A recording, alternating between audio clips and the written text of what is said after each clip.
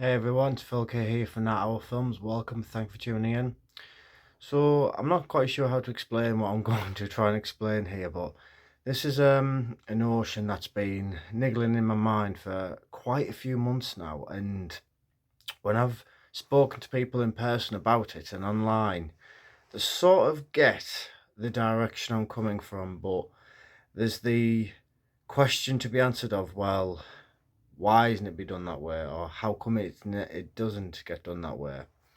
So the easiest way I can explain this is this: when we watch a franchise, it's a follow-up film, a sequel, straight away. Obviously, that is the obvious part of it.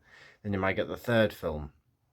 Um, Scream. I know what we did last summer. The Texas Chainsaw Massacre. There is that many franchises out there that we are in love with, we are gelled with, we connect to them.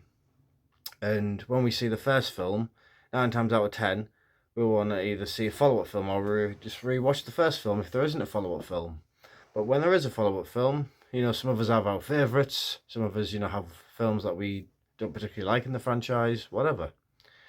But when it's not a franchise as it has been born with, and they make it one several years later, I'm starting to question whether it actually knocks the film's own heartbeat, if you want to put it that way. What do I mean by heartbeat? So, Beetlejuice, best example I can think of that a lot of people already know about. That film is a cult classic. It's a horror film, it's a comedy, and millions of people around the world are in love with that film. And if you're a fan like me and you've done the research, you'll be aware that they did write several follow-up films, sequels. Tim Burton and the studios and Michael Keaton and the rest of the cast around said, the story was never that great, the scripts were never that great. Some of them nearly got a green light, some of them just, were like, what the hell is this garbage we're being given? There was one plot that apparently took place in Hawaii or something, and this went on for years and years and years and years, and Tim Burton nearly, was like, it's not going to happen, and it now is happening. But then there's a lot of focus on Jenny Otaga, and quite frankly, I'm not really interested in her. And that's not what I've come to talk about. But that is included as a factor of an element because a lot of people out there do follow her, do support her. I'm not a fan, don't support her. And when she was cast in this film, it was one of those sort of moments in time where I thought, you know what? You're not bringing the original two ghosts back. That obviously, well, they'll be dead now technically. Like even CGI and digital technology couldn't really pull them back to the story.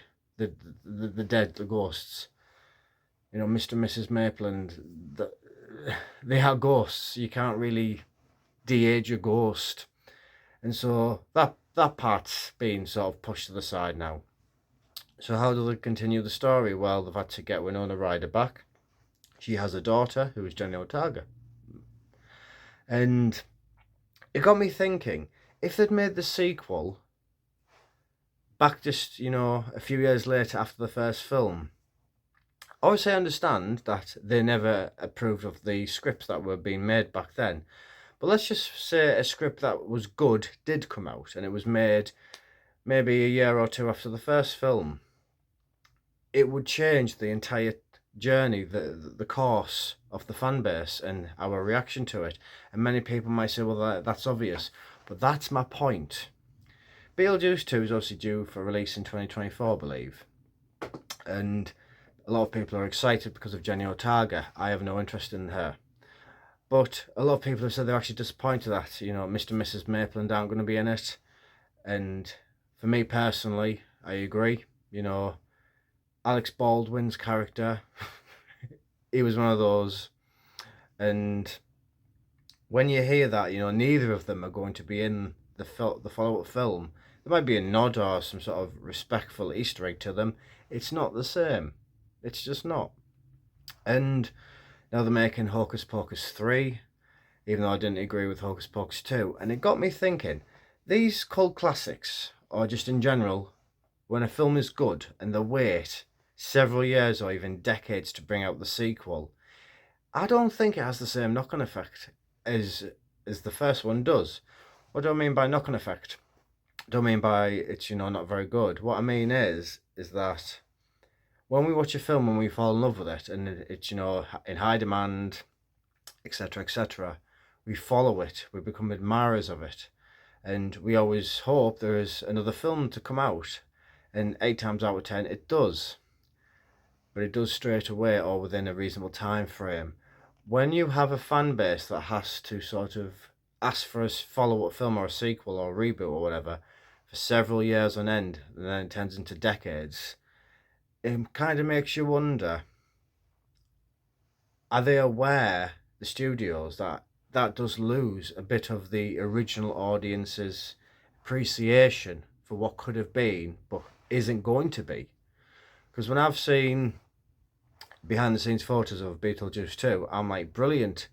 When I see the story they've brought together, it's like, you wouldn't have brought that story together though decades ago, because Jenny Otago wasn't around back then. And perhaps, if you had greenlit a script from back then, it would have been a different, journey altogether. I might not be here today talking about it. It might be a completely different, universe altogether. But that's my point. I sometimes believe that with a franchise. Yes, I understand it doesn't always happen overnight and it doesn't happen like that. But if they're going to make a first film and then wait 10 or 5 years or 20 years to make a sequel, I ask myself this: is it going to work? Is it worth it? Has it been long enough or too long? And when you actually put those pieces of the puzzle in the equation, it gets you thinking. Beetlejuice 2, obviously there is a story behind it, and they're hoping that obviously it's going to be as good as the original. I hope it's as good as the original. And it's one of those notions where you think, well, why wouldn't it be as good as the original? Well, look what happened with Hocus Pocus. That's just gone down the drain. Scream, they should have stopped at number 3, but they kept them going, and that's where it can go wrong as well.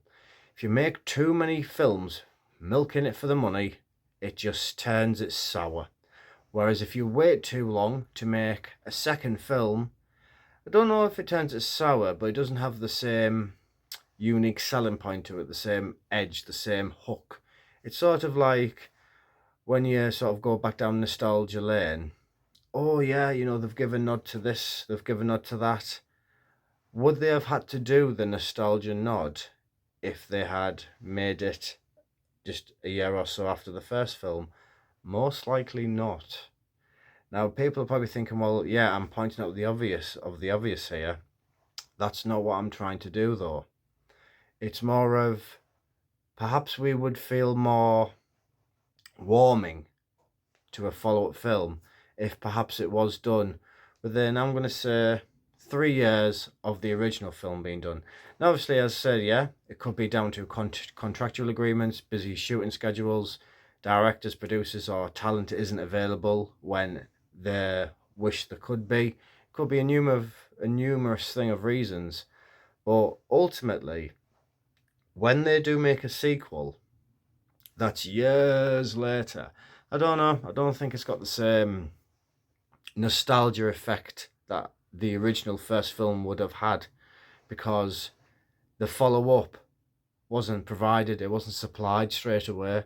So you're left sort of holding on to the nostalgia, emotional hook for the first film, because that's all you have to hook onto. There's no other film to hook onto. But then when another film comes out, it's like, oh yeah. Whereas when two films come out together at the same time, near enough, well, 2 years difference between one another, it's sort of more of a playing ground, tennis court. You can bounce them off each other. What's good about this one? What's good about that one? Oh yeah, they kept this going in the film. They kept that going in the film. Whereas when you come to a film that's been made over decades ago and they're making a follow-up now, it just doesn't have the same social interaction of the anticlimax. It doesn't have the same that niche that, you know, when I watched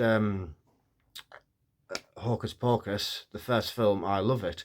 When I watch the second film, it's a completely different attitude and tone I have towards it. Whereas when I watch Scream, love it. When I watch Scream 2, alright. Scream 3, I prefer Scream 3 because it tells you the backstory of how Scream 1 came to be. I know a lot of people don't like Scream 3. But that's my point though. It goes from, you know, they follow it on, and you talk about how it's followed on. But whereas when they release a reboot or a sequel 10, 20 years later, you think, is it going to have the same effect, the same experience, the same hook? Obviously, not all films were made to have a follow-up, so it does take a while to get the development around it. I understand that. But again, if you're going to wait so long, is that risking, you know, losing the audience? You know, fans are fickle. If you lose them once, they will feel betrayed. And when you look at it like that, I always try and look at things with a psychology logical to it. If you're going to make a film 10 or 20 years later, bearing in mind you've got the original fan base that supported the first film to get it up to a sequel, maybe you could have took a little less than 10, 20 years to achieve that. Obviously, things can't be helped, but I just don't think it has the same knock to it. It doesn't have the same, you know, let's pull these admissions into the box office. Why? Because the story is not the same. And people are probably saying, well, yeah, I'm talking about the obvious. I would love to see film franchises today, when they make a first film, if it really does well, get the second film in the mill, get it up and running. Don't do what they did with Hocus Pocus and potentially Beetlejuice, where 20 years, 30 years, oh, now we've agreed that this is a great script. Yeah, but now you're bringing in talent who no one really, you know, knows if they need to be in the film. You've left some of the original characters out now. You know, to me, it comes across as a bit disrespectful. Obviously, it's money. It's a money-making business. That's how it works. But when you are dealing with fans, you just, I don't know, it's like sort of walking on eggshells. Is it the, I'm not going to say the right thing to do or the appropriate thing to do, is it the creative way to do it? Because ultimately, Beetlejuice 2, when that comes out, a lot of the focus is going to be on Jenny Ortega, unfortunately, but also Michael Keaton as Beetlejuice, Winona Ryder and Catherine O'Hara. You know, we haven't seen a film with those characters together since the first film, which is my point. So now it's the anticipation, it's the hype. Is it going to live up to the original? They've brought in new talent. Well, they weren't in the original, you know, are they going to gel? Are they going to be accommodated? And when I look at it like that, I say to myself, you know what? I really do wish and hope that Beetlejuice 2 is as good as its original. I've got a gut feeling though that because they wait that long to create a story that has developed itself 20 years later and wasn't anything to do with the original, I sort of get the vibe that sometimes it loses its touch with reality, in the sense that you wouldn't have written this story when the original came out because you didn't need to think of a story to write that would have worked 20 years later. If you'd have wrote a story after the original was made, if you can do it, because I don't know, just the attractiveness of a sequel 20 years later, whereas a franchise that's set up, it's ready to go. You've got 1, you've got 2, you've got 3, possibly 4. It's set, that's the storyline, it's in stone, let's get it made. Whereas, oh no, let's wait 20 years, see if anyone writes a great script. Yeah, and in the meantime, you get the younger generation then jumping in, well, we want to part in it, we want to play this character, we want to play that character. Yeah, that wouldn't have probably happened if you had just created a sequel straight away. But that's just my opinion on it anyway. I think the time periods, sometimes it can either be a hit or a miss. Thank you again, everyone, for tuning in. I hope that made sense. Take it easy. Thank you.